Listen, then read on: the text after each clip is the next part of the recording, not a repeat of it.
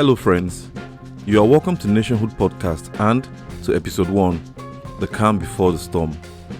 In the introductory episode, I shared an overview of the podcast, so if you are new to the show and want to know what to expect, I encourage you to listen to that episode as well. Now, I had revealed the need to cover some general topics before getting into detailed discussions about nationalism in Africa.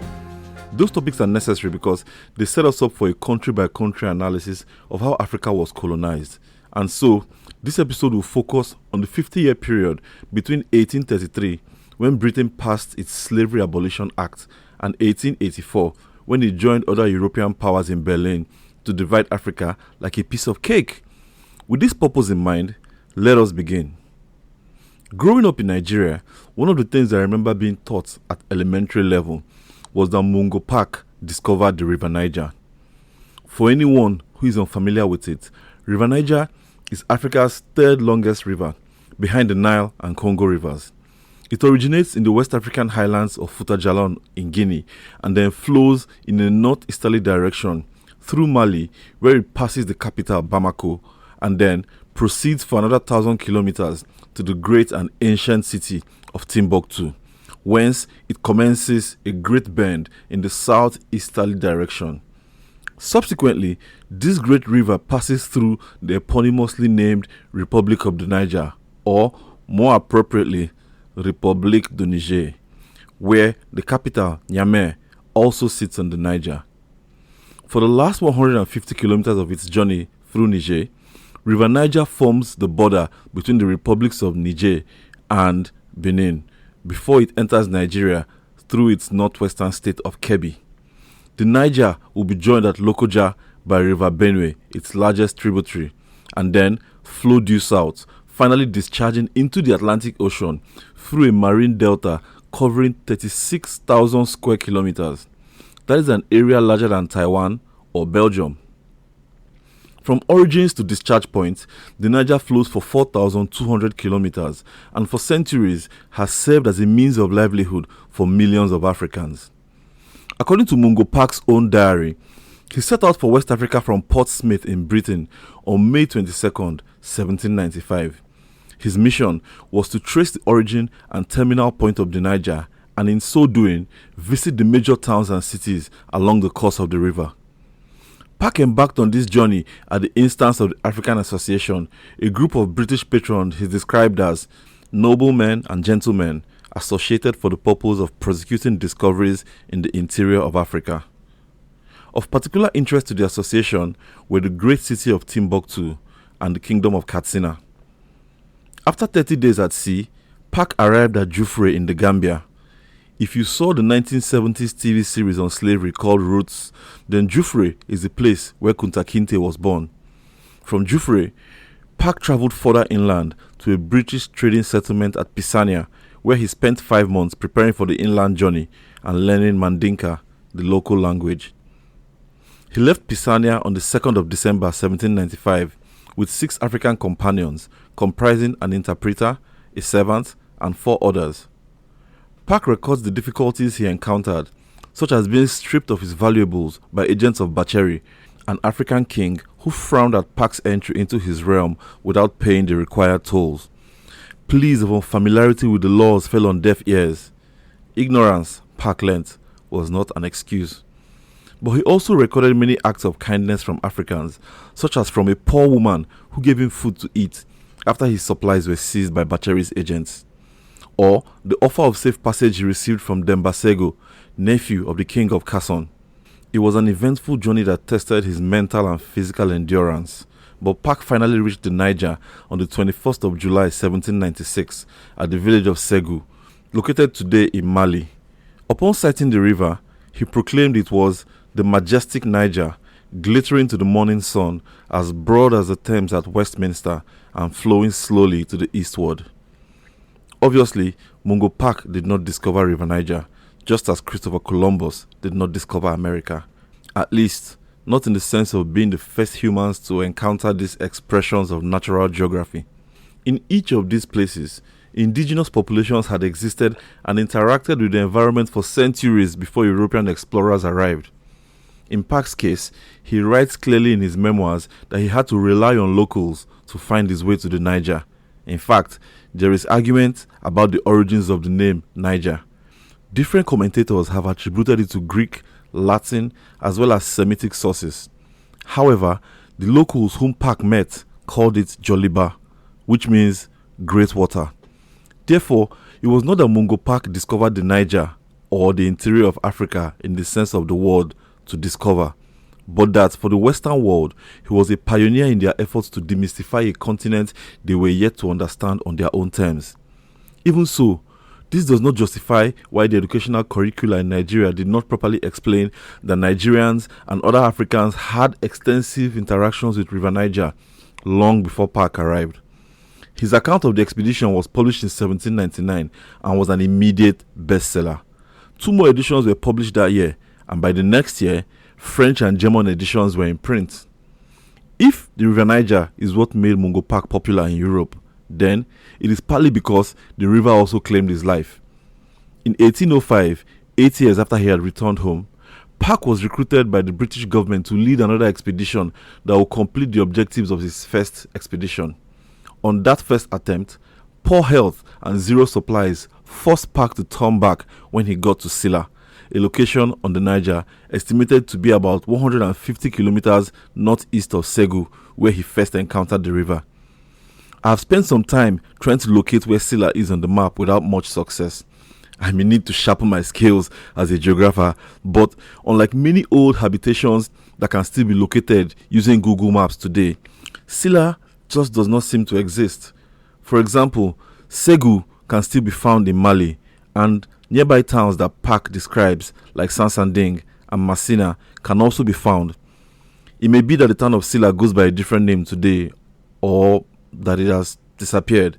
I don't have an answer.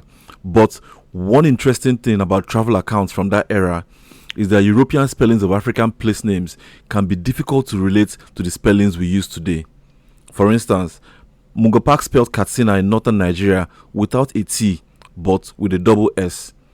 Meanwhile, Frederick Conrad Hornemann, a German explorer who was his contemporary and was also employed by the African Association, neither used a T like we do today, nor a double S like Park did. Instead, Hornemann spelled Katsina with a H and without the letter I. In contrast with Park, Hornemann's own mission was to traverse the African interior through the Sahara Desert from Cairo to Kashna. That all sounded very confusing, right? I know. Comparing names from antiquity to names in the present can have that effect. Now, imagine you made some groundbreaking advancements for your employers, and then after you retired to run your own business, the government approached you to work for them because they know you are the leading expert in that field. Well, that's exactly what happened to Mungo Park. In January 1805, he set off for the Niger with the rank of captain to lead a force of 46 Europeans, of which 35 were soldiers, on a second expedition down the Niger. By December of that year, all had perished, including Mungo Park. Throughout the expedition, Park recorded the instances of sickness and causes of death in his diary. On July 7th, he wrote, "All the people, either sick or in a state of great debility, except one, bought all the milk I could find and boiled a camp kettle full of strong decoction of barks every day." On July 25th, it read, "Corporal Powell is dangerously ill of the fever, and Minelli is affected with dysentery to such a degree that I have no hopes of his recovery." The next day, the entry was, "Corporal Powell died during the night, buried him in the morning." On August 9th, he noted, "Michael May, a soldier, having died during the night, buried him at daybreak." Park himself did not meet a charitable end. The available report comes from an African named Amadou Fatuma. Fatuma was contracted by Park to guide him and what was left of his crew from Sansanding in Mali down the river to Hausa land. Unfortunately, in a repeat of the events that led to the loss of his property during the first expedition, failure to pay tribute to a local ruler had fatal consequences. Infuriated that Park passed through his domain without showing respect, the chief of Yaoura sent people to attack the group. At this point, the expedition was down to 8 people. After 2 members of the crew were killed in the attack, the remaining 6, including Park, jumped into the river with the hopes of swimming to safety, but they never made it. They perished at Busa, located in present-day Nigeria. According to one account, it was Fatuma who betrayed Pak by holding back the presents that were sent to the chief, and then he wasn't the case by telling the chief that Pak did not intend to return as he might have been expected to. Even though Pak's sojourn to Africa ended on a sad note, it is important to state that 18th and 19th century European explorers usually served multiple purposes on their expeditions. They were not only explorers and scientists, but were also used as diplomats to establish relationships with African kingdoms and rulers. Intended or not, Pak's diplomatic maneuvers had fatal results. Still, the records he kept are intriguing and reveal a lot. Whereas one must look out for exaggerations or misrepresentations in such accounts, his stories were fascinating. An unmissable feature of Mungo Pak's records is the active participation of Africans in the transatlantic slave trade. Among the Mandinka words he translated on his first expedition was the term Slati, which means an African slave trader. Slatis usually transported their slaves in a coffle, which is a procession, walking in a single file, linked together at the foot and necks by ropes and chains. During the course of his expeditions, Pak was occasionally accompanied by Slatis as they navigated their coffles towards European slave merchants on the West African coast. Interestingly, as Pak returned to the Gambian coast after concluding his first expedition in 1797, the Slatis whose entourage he attached himself to received bad news.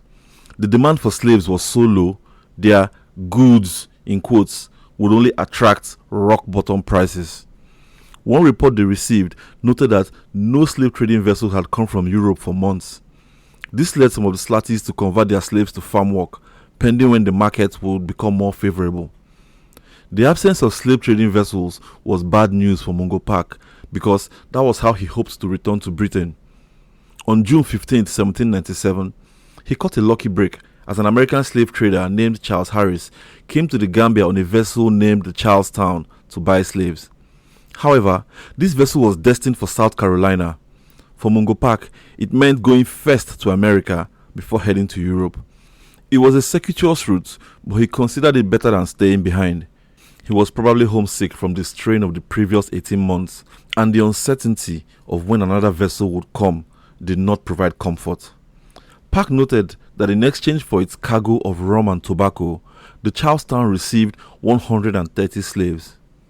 The vessel set off on June 17th, but experienced major delays due to a lack of supplies.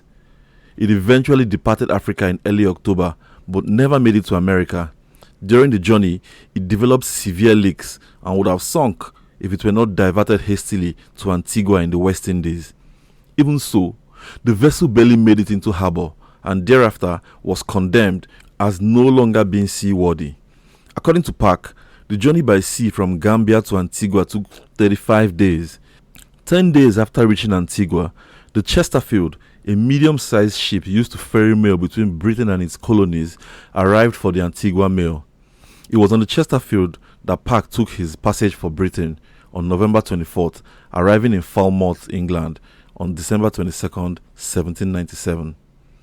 Pak closed this account by pointing out that it was exactly 2 years and 7 months since he had set off on his expedition.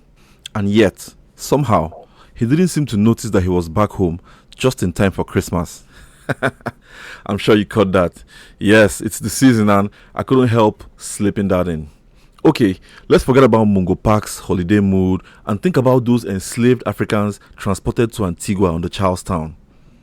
According to Pak, even though the ship did not reach America, the surviving Africans were still sold off in Antigua.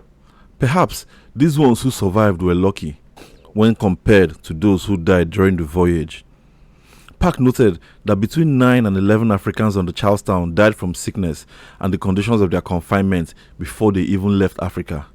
Another 11 died while at sea. This means over 15% of the enslaved Africans on the Charlestown died before getting to the destination.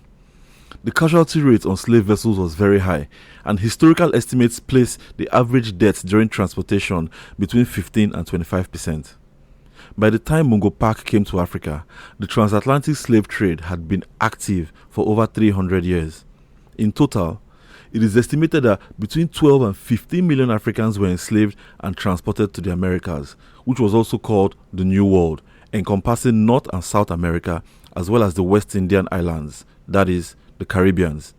For those trapped in it, the evil of slave trade and slavery itself was that even if they managed to survive the trip, they were still in the unfortunate position of having lost their precious freedom. Worse still, enslaved people met with untold suffering at the hands of their oppressors. So, could it be that those who died during the voyage were the ones who were lucky? I think everybody who was enslaved was unfortunate to be in that condition. Slavery was an evil practice, and a good dissection of the whole apparatus of slavery probably requires a full standalone episode. At the time, Mungo Park was witnessing the slave trading cycle firsthand, from deep inside the African interior all the way to the New World. A vigorous campaign to abolish slavery was underway in Britain, cutting across political, economic, and social strata. It was pioneered by a variety of British men and women, including members of the clergy, members of parliament, and entrepreneurs. It was a difficult struggle. A group of abolitionists came together in 1787 to form the Society for the purpose of effecting the abolition of the slave trade. The leading group of this society was its London Committee, and its spokesperson in Parliament was William Wilberforce. Wilberforce was a powerful orator, and he presented many arguments in Parliament for the abolition of the slave trade. After he described its horrors before the House of Commons in May 1789, it set up a committee to look into the matter, but it also refused to discuss his motion to bring slave trade to a quick end. 2 years later, in 1791, Wilberforce moved another motion to end slave trade, and this time he lost during voting by 163 votes to 88. The forces in favor of slave trade were too deeply entrenched. Outside of Parliament, the fight for abolition took different forms. One common method used by abolitionists was the circulation of pamphlets to educate people on the evils of slave trade. The most popular pamphlet of the era was written in 1791 by an abolitionist named William Fox. The pamphlet was titled An Address to the People of Great Britain on the Utility of Refraining from West India Sugar and Rum. It called for a nationwide boycott of sugar and rum imported from the West Indies because the West Indian plantations relied on the labor of enslaved people from Africa. Fox used very graphic language to stir his readers. His commentary stated that the West Indian sugar and rum were steeped in the blood of our fellow creatures, and that if we purchase the commodity, we participate in the crime. According to Baron Morgan, support for the boycott was widespread. Across Britain, up to 300,000 people participated, and in Leicester, the rejection of sugar and rum was nearly unanimous. I can think of at least 2 reasons Fox's pamphlet was so successful. First, this was the age of the Enlightenment, a period when ideas about understanding and improving the human condition were circulating all around Europe. For the intellectuals and philosophers interested in cracking this problem, a major part of their task was spreading their knowledge to the wider public. This is what we think about today as shaping public opinion, and exactly what Fox set out to do with his pamphlet. He wanted the abolition struggle to go beyond the intellectual and political spaces into the public sphere. The public could then be leveraged to pressure the politicians into passing laws against slave trade. The second reason, as one analyst points out, is that abolitionists relied on the assumption that the population was increasingly becoming literate. That clearly explains their emphasis on pamphlets. Fox used his essay to paint vivid pictures of the suffering that enslaved Africans faced on West Indian sugarcane plantations. In contrast with disciplinary procedures in the army, he wrote, "There is no comparison between regimental flogging, which only cuts the skin, and the plantation, which cuts out the flesh." On its part, the public was ripe for messages about liberty, humanity, and morality. In Europe, the leading Enlightenment proponent of these ideas was the French philosopher Jean-Jacques Rousseau. Rousseau was obsessed with the problem of social inequality, and he wanted answers as to whether the betterment of society should come at the expense of others. These were the kind of questions Fox raised in his pamphlet. Essentially, he was saying to his countrymen, "We consume a lot of sugar in Britain. Our sugar comes from the West Indies.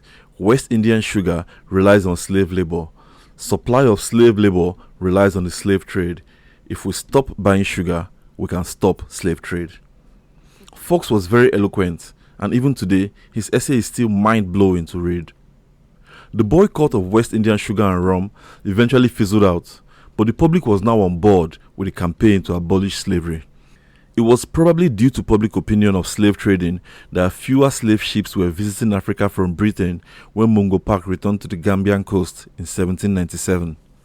10 years later, in 1807, the British Parliament passed an act that abolished the slave trade throughout the British Empire. This was a victory for the abolitionists. However, we should bear in mind that the slave trade was only an enabler for the wider practice of slavery itself. This act did not stop slavery, but prohibited the transportation of Africans across the Atlantic for sale into slavery. So, my friends, let me ask, what happens when you make a lucrative business illegal? Does it immediately stop? Let me guess what your answer is. No, it does not. Chances are that the black market will emerge. So, yes, even after the Act of 1807 was passed, the slave trade continued illegally. It took another quarter century for the British Parliament to abolish slavery itself in all of the empire. In 1833, the Slavery Abolition Act was passed, but even so, freedom was not immediate. According to the British Library Archives, enslaved persons remained under their masters as unpaid apprentices for 5 years before they gained actual freedom in 1838. It is important to note that abolition did not stop slavery completely. Multinational efforts at suppression were not always successful, partly because those efforts were half-hearted and partly because slave traders devised clever means to escape anti-slavery patrols. For example, French warships deployed around Gorée to search for slave ships from 1823 did not stop any slave vessels for the first 4 years.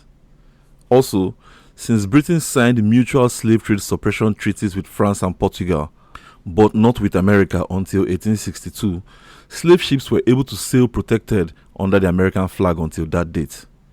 After slavery itself was abolished across the British Empire in 1833, slave traders were still able to supply the West Indian Islands with enslaved people obtained from places like Lagos on the African coast. This is the reason the British gave for annexing Lagos in 1861. Several other places across the continent continued the evil practice after abolition. One account has noted that between 1807, when the Slave Trade Act was passed, and 1867, 60 years later, 1.9 million people were sold into slavery between Senegal on the west coast of Africa and Mozambique in the east. The East African coast in particular played host to the Indian Ocean slave trade, in which captured persons were transported to the Middle East, islands in the Indian Ocean, and the Indian subcontinent. There was also the Trans-Saharan slave trade, where enslaved people from sub-Saharan Africa were moved across the Sahara Desert to North Africa. Both of these phenomena were entirely different from the transatlantic slave trade that we have dwelt on in this episode, and they will be covered in subsequent episodes of the podcast. However, British attempts to stop these were even less successful than their attempts to stop the transatlantic slave trade. Let's take a moment to survey what we have just discussed. 300 years after the evil practice of transatlantic slavery started, enslaved Africans in the British Empire gained their freedom, at least legally. For their oppressors, both in Britain and other parts of the empire, abolition meant they now had to rely on other means of production. In the book, Capitalism and Slavery, Eric Williams has made the interesting argument that abolition was not driven by humanitarianism of the British, but rather by economic motives. Eric Williams was a West Indian historian, educated at Oxford. He led the British colony of Trinidad and Tobago to independence and served as its first Prime Minister. Williams argued that the wealth generated by Britain's slave economy in the West Indies was what financed the British Industrial Revolution. However, as the Industrial Revolution launched the use of machines in mass production processes, the reliance on human labor diminished, and thus slavery not only became obsolete, but it now acted as a brake on development and had to be stopped. But some intellectuals disagree with Williams' theory. We now have a vague sense of what abolition did to the primary actors in the British slave trade. Enslaved people were now free. Their oppressors had to move on to other modes of production. But what about those African societies where the enslaved people came from? How did the abolition affect them? How did African rulers and slatis respond to the new turn of events? Adu Boahen, a Ghanaian historian, has discussed this issue extensively. Let us outline his general argument about how abolition affected African societies economically, politically, and culturally. According to Boahen, abolition was the single most influential economic change that Africa experienced during the 19th century. The point here is that the slave trade was a booming business for Africans who profited from it. Such people included rulers, warriors, and slatis. Boahen claims that the abolition of the inhuman activity created a huge vacuum for African economies. I'm not too convinced about this argument because I think that slavery did more to line the pockets of African elites than to enrich African economies as a whole. If we consider that many families lost their most productive members to slavery and that people likely went into hiding to avoid being kidnapped, then it is doubtful that slavery brought general economic prosperity. Still, it is quite obvious that for Africans whose business was selling other Africans, abolition was an ill wind. Even so, it is not likely that ordinary Africans would have been upset about abolition because, after all, they were the ones most likely to end up on a slave ship. So, contrary to Boahen's views that abolition caused economic setback, I think the disappointment was most acute among the elites, while everyday people would have been relieved it was over. More importantly, Boahen asserts that despite their frustration at the turn of events, African rulers and merchants exhibited resourcefulness and adaptability by filling the gap created by abolition with trade in items like ivory, palm oil, peanuts, cotton, kola nuts, and rubber. One critical argument he makes here is that the act of changing commodities from human beings to agricultural produce led to a more equitable distribution of wealth. Because, unlike slave trading, which was a monopoly of traditional elites, it was easier for anyone to participate in these new, open economic activities. His point, therefore, was that abolition created economic opportunities that more Africans could participate in. This is a good point, though the traditional elites may have had better resources against which the peasantry would have had to compete. So, I agree that it would have spurred rural capitalism, but probably in a limited fashion. On the subject of capitalism, however, Boahen makes an excellent point that the pivot to agricultural produce integrated Africa into the rapidly growing capitalist world economy that emanated from Europe, which itself had evolved from the feudal to industrial modes of production. Here, I want you to remember our discussion less than 5 minutes ago about the Industrial Revolution in Britain. Well, even though Britain was at the forefront of the Industrial Revolution, the rest of Europe soon caught on, as did America. The important thing to note about the Industrial Revolution is that Western economies were increasingly relying on machines for production processes rather than raw human labor. This accelerated the growth of European economies, but it also displaced the European aristocracy from their position as the main controllers of wealth, and in their place, it created a whole new class known as the industrialists and the capitalists. The capitalist world system greatly desired raw materials, and Africa was well positioned to supply them. Unfortunately, Africa may have keyed into Europe's new mode of production by becoming a supplier of raw materials, but it did not evolve its own means of production. This means the change to export agriculture was not accompanied by technological changes in the way Africa produced raw materials. Also, Africa did not do any industrial processing before export. For this reason, the continent did not develop strong industrialized economies like Europe, and thus, it remained a very junior partner in the new capitalist world system. I wonder if this picture we've just painted bears any similarities to the way things are today. In any case, another effect Boahen observed was that changing commodities from people to agricultural produce restored the status of being human to Africans. I have my reservations about this point. That is because I do not think enslaved Africans saw themselves as commodities. For me, it is more likely they consider themselves as human beings being oppressed by other human beings. And so, even though they were enslaved and sold off, they never stopped thinking about themselves as human beings. However, the pivot to agricultural products had the effect of linking different parts of the African interior together through trade.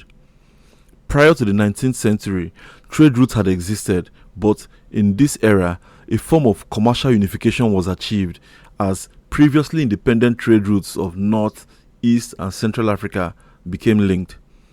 In economic terms, therefore, European historians have argued that legitimate commerce was the defining feature of Africa's relationship with the Western world in the post-abolition era. However, Africanist scholars have retorted that labeling it an era of legitimate trade is wrong.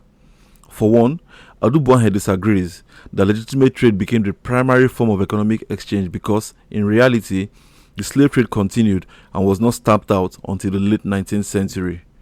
As has already been noted, the evil trade in humans flourished in East, Central, and North Africa for much of the 19th century. Some parts of the East African interior had negative political experience because of the trade with Europe. Isaiah Kimambo has written that the international trade of the 19th century generally had a destructive effect on political organization in East Africa. As examples, he has noted that the disintegration of the kingdoms of Shamba and Gweno, which are both located in what is Tanzania today, happened during the course of the 19th century because of international trade.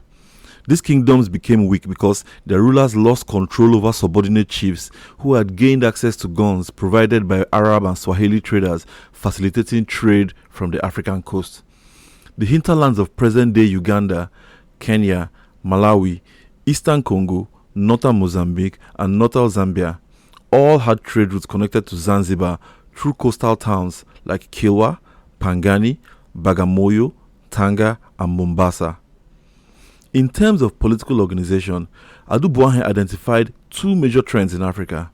First was the advent of centralized, better organized states.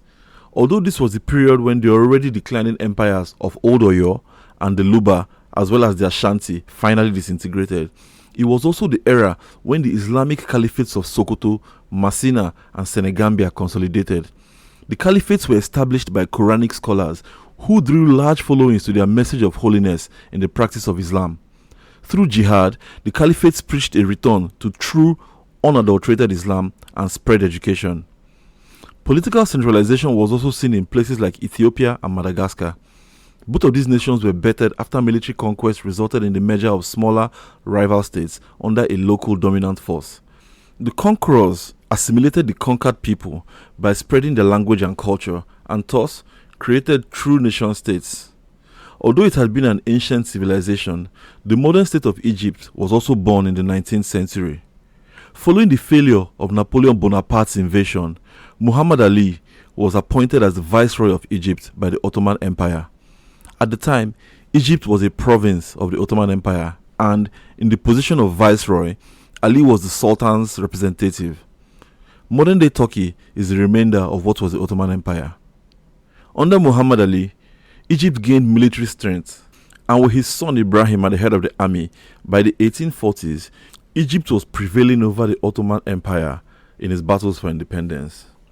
Gradually, concessions of self-government and foreign trade were granted until complete independence was achieved in 1873, when the Ottomans assented that Egypt was no longer a province but a state in its own right.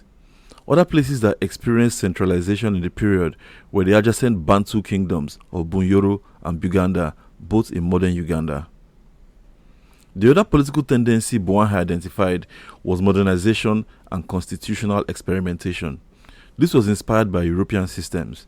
Examples of constitutional experimentation could be found among the Fanti Confederation in Ghana and the Egba United Board of Management in Nigeria. These bodies were established to implement a program of modernity based on a mix of traditional institutions and emerging leaders educated in Western ways. For instance, the Fanti Confederation drafted a constitution in 1871 that established a National Assembly of traditional rulers from its constituent kingdoms. Each kingdom also sent a chief and a learned person to a representative assembly. But due to British interference, the Fanti Confederation did not last long. In the case of the Egba, there was explicit reference to Christianity and civilization being the basis on which the state was organized. At the peak of Old Oyo's power, the Egba were one of the numerous Yoruba nations under its control. However, the Egba were among the first to break away from the declining empire.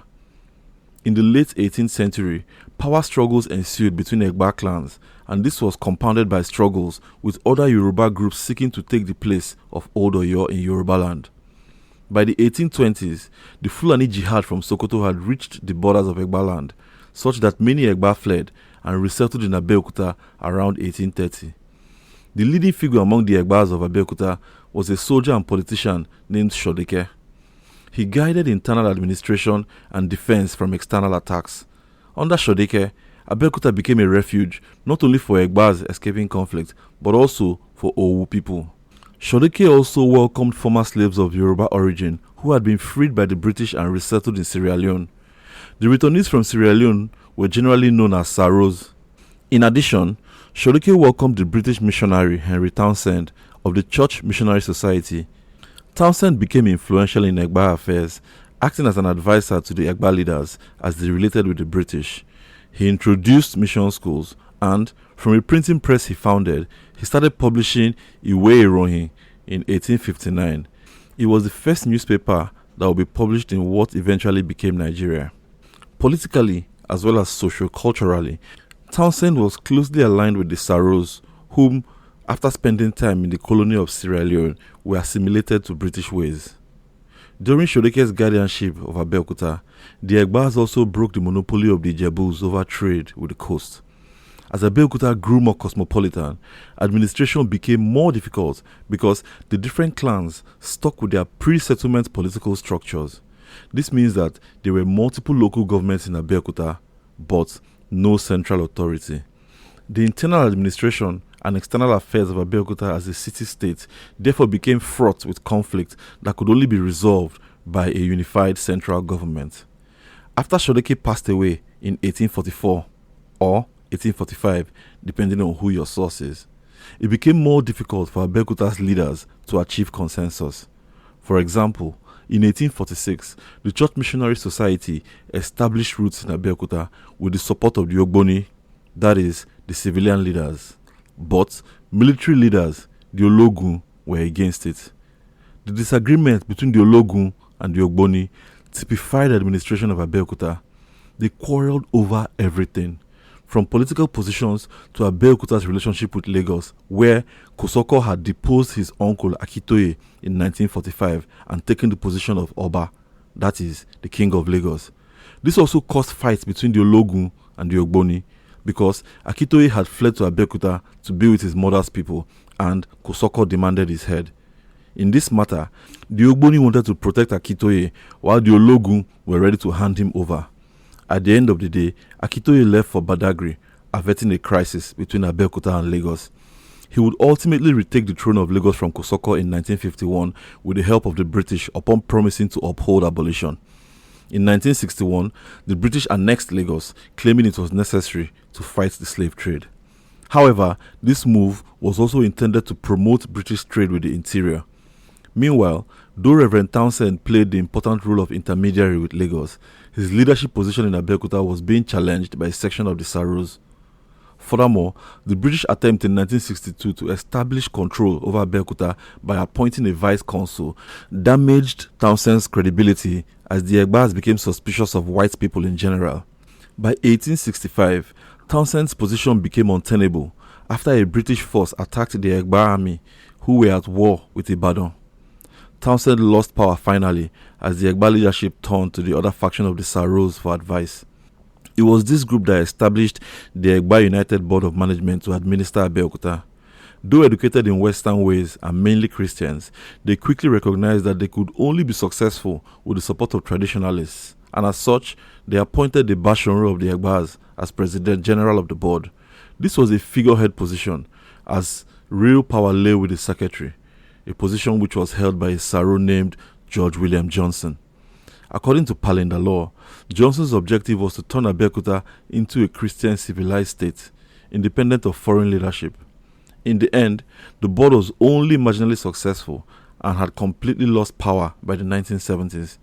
It had been plagued by internal problems, such as a lack of support from traditional rulers, inability to implement its schemes, strained finances, and internal power tussles. In terms of external affairs, its biggest challenge was that British Lagos refused to recognize its authority. The main thing we can take away from the experiments of the Egba United Board of Management, or the Fanti Confederation, is the application of African agency. Simply put, Africans were trying to do things in their own way, not based on foreign influence or direction. Clearly, there was foreign influence in the sense that the proponents of these constitutional experiments had received Western education and may have practiced Western religions. However, these forms of government that they created were fundamentally African in spirit. This is evident because they were not the pawns of foreign influences. It is also evident because, in each case, attempts were made to co-opt traditional institutions in the processes of governance. Thus, an important point we may deduce from these hybrid institutions is that they served as a bridge between the old models of governance in Africa, that is, government based on traditional institutions and rulers, and the Western modes of government that would ultimately replace those traditional models. A corollary to that is that these hybrid institutions foreshadowed the important role that educated Africans would play in governing Africa and the reduction in the power of traditional rulers. Finally, the interference of the British in both Fante and Negba affairs were signs of the coming storm. After the pivot from slavery to legitimate commerce, European powers quickly desired to be in control of that legitimate trade, and they took different measures to achieve that. Yet, despite their short tenures, the Fante Confederation and the Egba United Board of Management achieved some success on issues like improving revenue generation and promoting modern education. The British also had a hand in the fall of the newly minted Egyptian government of 1873. At the time Egypt gained independence from the Ottomans, it was being led by Ismail, a grandson of Muhammad Ali. Ismail assumed the title of Khedive. By 1875, however, Khedive Ismail's rule was under threat. Egypt was faced with bankruptcy over loans it had obtained from Europe for infrastructure projects, initiated by both Ismail and his predecessors. The chief of these projects was the Suez Canal, but the projects also included the first rail line between Cairo and Alexandria, and municipal projects like the introduction of sewers and supply of fresh water to both cities, as well as the installation of over 7,000 kilometers of telegraph lines across Egypt. As of 1863, when Ismail assumed leadership after the previous leader, his uncle Said, had passed, the national debt was 14 million Egyptian pounds. Ismail himself spent 51 million Egyptian pounds on infrastructure. He had been educated in Paris, and his vision was to modernize Egypt on the model he had seen there. Ismail was aggressive about development, and during his reign, it was quite extensive. According to one account, Alexandria became the best port in the Mediterranean in his time. Nevertheless, the bill was heavy, and though the loans were partially financed by land sales and government bonds, Egypt simply couldn't meet its obligations. In 1875, the British Prime Minister Benjamin Disraeli forced Ismail to sell Egypt's shares in the Suez Canal Company to Britain for £3.9 million, though it was worth much more. The next year, 1876, Ismail's creditors forced him to accept the establishment of a public debt commission to manage Egypt's finances. This commission assigned most of Egypt's revenues to debt financing, leaving little for administration. Ismail was then forced to raise taxes and reduce the number of government employees, particularly in the army. This bred unrest, and as the country came close to collapse, Ismail was forced to abdicate his throne in 1879 by Britain, France, and the Ottomans. His replacement was considered by the Egyptians to be a puppet, and thus they went into a rebellion. This led Britain to invade Egypt in 1882, bringing the Egyptian independence of the 19th century to an end. Here again, we see a pattern of European interference in African politics. There is no doubt that debtors should meet their obligations, but available records show that the financing arrangements Egypt went into for its infrastructure projects placed it at a great disadvantage. The Khedive and his predecessors did not read the fine print and were too trusting of their supposed partners. Even so, taking over the administration of Egypt suggests that there was a superiority complex at play. Furthermore, the concessionaire for the Suez Canal, Ferdinand de Lesseps, used corvée labor for the project. Corvée is a French term describing forced and unpaid labor akin to slavery. Regardless of the tragic end that Ismail came to, we see attempts to make an African country great in his administration. And even if his ideas of modernization were borrowed from and funded by Europe, the labor, the land, and the resources were African. In all of the examples we have discussed, you may have noticed a few recurring themes. First is the continued interest of Europe in Africa post-abolition in the name of legitimate trade, as well as the willingness of Europeans to go to far lengths to protect that trade. You may also have noticed that the new breed of African leaders that emerged in the mid-19th century were Western educated. So, let's talk a bit about sociocultural life in Africa post-abolition, starting with education. The main group of people responsible for spreading Western education throughout Africa in the 19th century were the missionaries. There were many Christian denominations involved in this endeavor. Just as Henry Townsend of the Church Missionary Society founded mission schools in Abeokuta, present-day Nigeria, Thomas Birch Freeman of the Wesleyan Methodist Church founded schools in Kumasi, modern Ghana. These two missionary societies were particularly active in setting up elementary and secondary schools across British West Africa. Fora Bay College in Sierra Leone was set up by the Church Missionary Society in 1827. They also founded CMS Grammar School, Lagos, in 1859. 20 years later, in 1879, the Wesleyans established Methodist Boys High School in Lagos. Boahen reports that in 1835, 4,000 students in Madagascar were enrolled in schools of the London Missionary Society. Missionary institutions also provided occupational training.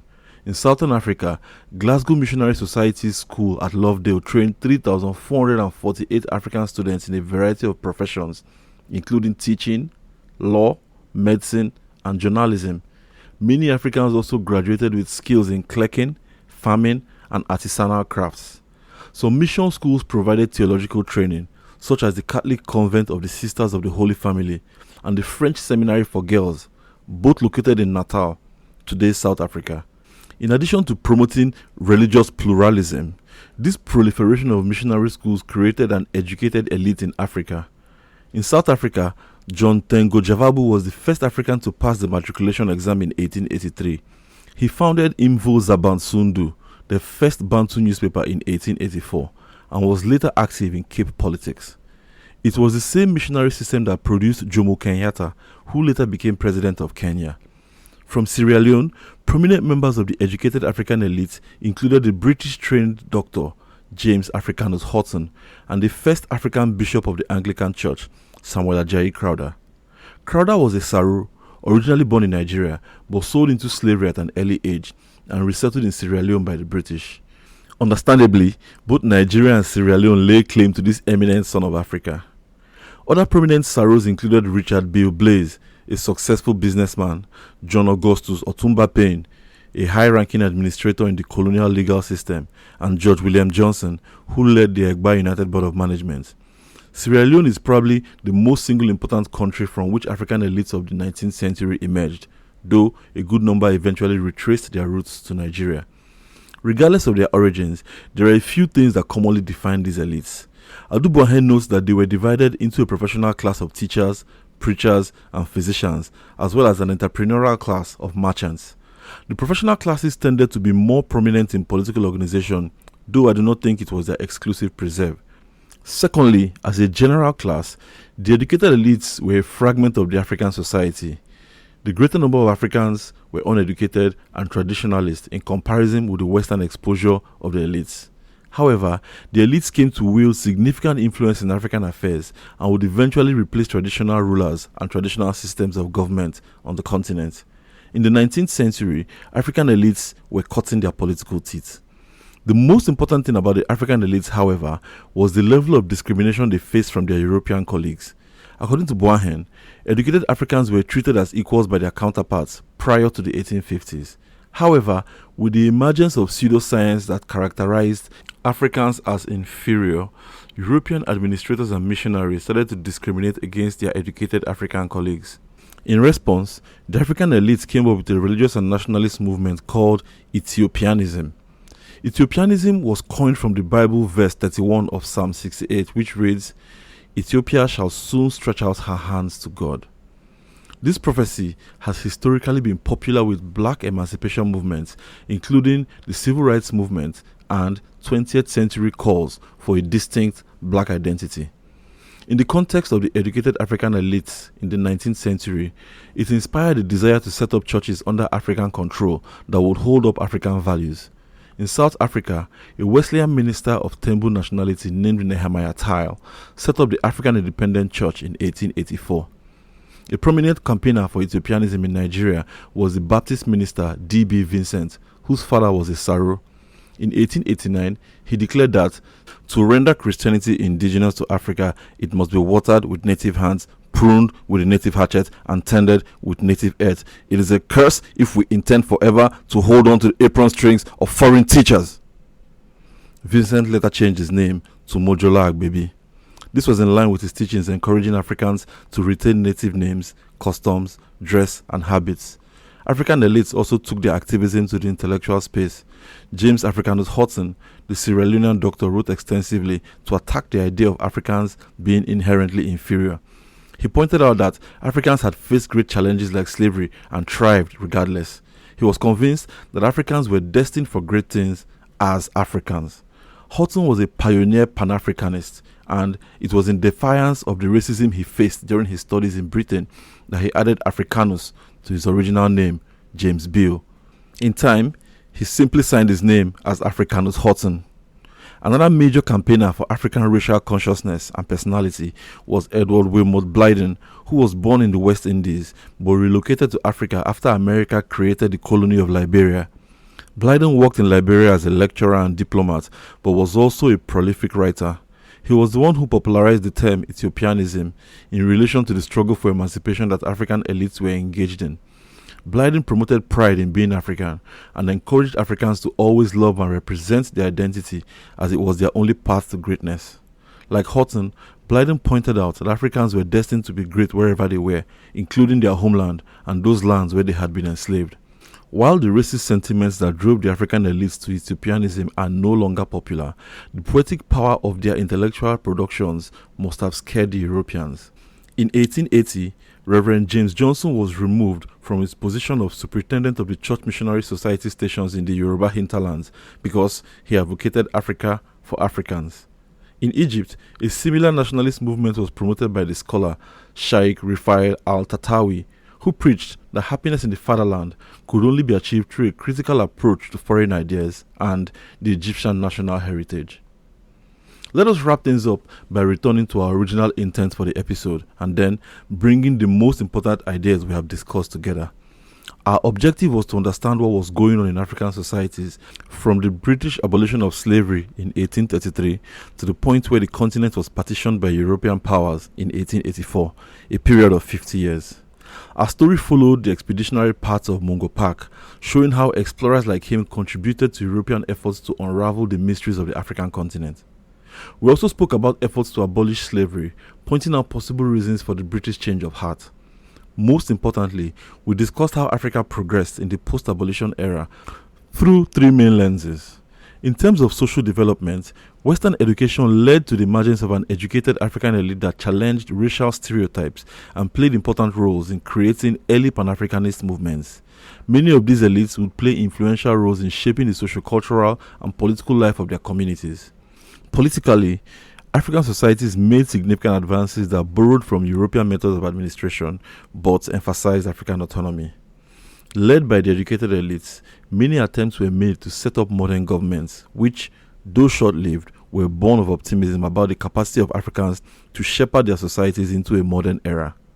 In the economic sphere, African societies keyed into prevailing capitalist economics of the world, but only as minor players that supplied raw materials and nothing else. They did not produce finished goods and did not acquire any technological capacity to produce raw materials on an industrial scale. In comparison, therefore, to Western societies, they could only reap a tiny portion of the profits that were attainable in the capitalist world system and could not achieve any significant economic growth. Hence, despite Africa's progress in the political and intellectual fields, the continent remained industrially and economically weaker than its Western counterparts, who not only grew massively, but could also finance their military apparatus in ways African societies could not even dream of. This left Africa vulnerable to takeover by Europeans. One tantalizing question that has been posed wonders what would have happened if Africa was never colonized. Adu Buahen has suggested that the continent would have continued to mature along economic, social, and political lines, with the most important factor being that Pan-Africanism would have taken root to the extent that ideological and spiritual unity would have been achieved. To the extent that Pan-Africanism would have taken deeper roots, I agree with his view, but I am less sanguine about ideological unity, and my reason is simple. Human societies are bound to express different views on any given subject. What do you think? In conclusion, it would be misleading to suggest that Africa's economic and military weakness was the only thing that exposed it to being divided by Europe. For one, there was pure aggression and opportunism on the part of European powers, as shown by their efforts to destabilize African governments, sometimes to facilitate trade and other times to fight slave trade. These quiet encroachments have been defined as creeping colonialism. Outside of Africa, geopolitical tensions were rising between European powers as they jostled to establish supremacy on the world stage. So, next time, we would leave Africa and travel to Europe to find out why the world powers decided it was time to stop sneaking around the continent like foxes in a hen house and find the juiciest bird that they could grab and then carve for breakfast, lunch, and dinner.